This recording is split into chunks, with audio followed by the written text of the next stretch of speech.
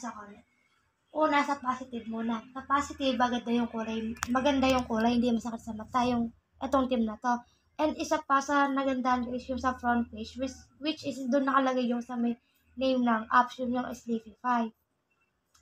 Aesthetic yung datingan and yung sa may mga font and style ng letters na ginamit, hindi ganun kasakit sa mata, sakto lang and nagbe-blend siya dun sa color. And sa positive pa, eto sa may part ng notification kung saan magno-notif yung mga reminder kung kailan at anong oras kailangan ng matulog ng isang tao. And sa negative naman, dito sa part na to kung saan nakalagay yung sa may pang ilang days na ginagamit yung app. Ang suggestion ko is parang liitan na lang siguro kasi parang hindi nagko-complement kung magkakaiba yung font size ng text para lalong sumasakit siya sa mata. At isa pa is eto mga button na to, kagaya niya nakikita natin na may part na mahirap siyang i-click. Kumbaga parang naghahang yung button sa gitna. Yun lang. And isa pa, etong part na to sa may sleep inside.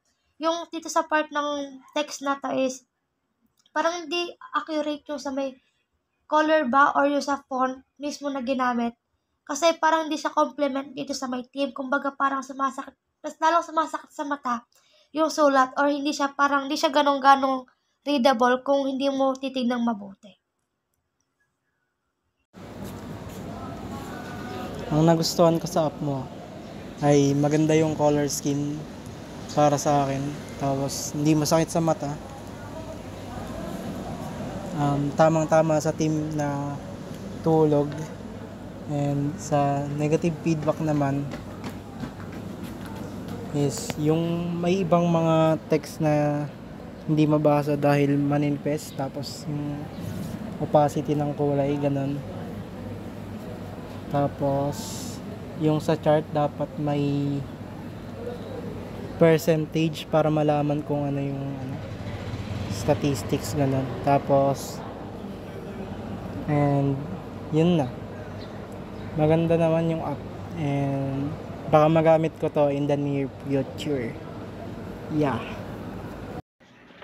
Madali siyang gamitin and maganda yung kulay niya, hindi masakit sa mata, lalo na yung background.